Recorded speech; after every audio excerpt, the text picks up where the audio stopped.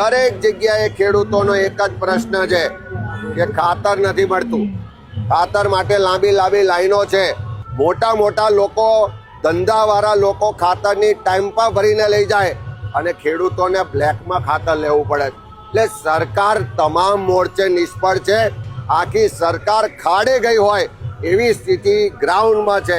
બટાકા ખાતર માગે છે પણ ખાતર મળતું નથી અને આલે તો એક કટો ના વાપરવાનું એક કટો આલે ને એના ઉપર નેનો આલે છે.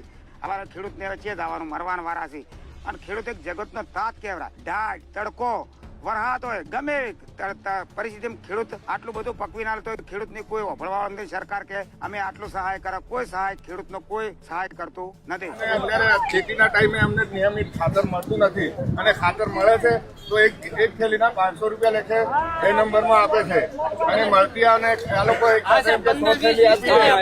આપી દે એટલે એ લોકો 2 નંબરમાં વેચે સાહેબ અને આમાં તો હવે